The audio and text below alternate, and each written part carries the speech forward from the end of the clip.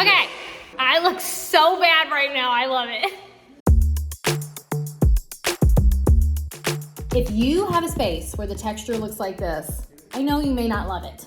Do a light sanding. If you light sand it down, it will flatten it out, it will disappear. Throw a neutral paint color over it and you're never gonna tell it was there. Make sure you cover your floors because it will be a mess. Built-ins are a famous feature, especially in homes built in the 80s and 90s. And I'm totally here for it because one, it's something you can decorate. You can also use it for functioning things like storage, tossing away toys, showing family photos. There's so many things you can do with it. Basically, whenever you're doing shelves, you wanna do everything kind of differently and not all the same. So for instance, if I have books here, I'm not gonna put books up here and I'm not gonna put books down here. I'm gonna wanna do it on a diagonal or further up.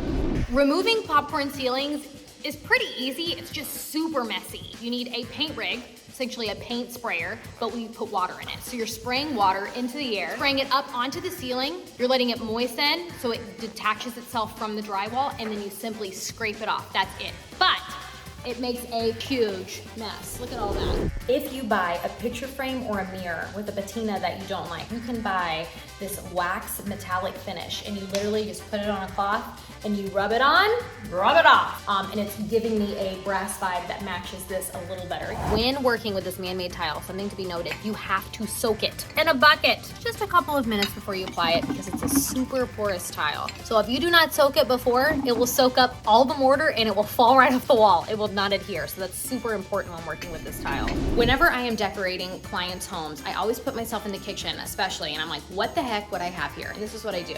I do this in my own home. I like to keep some stuff out, but not cluttered. So for example, if I want the wooden spoons easily accessible and the salt and pepper, I buy cute salt and pepper shakers. So you can get them for very cheap, and that way they can stay out and be part of my decor, but really, it's totally functional. Another thing, look at this cute little yellow toaster.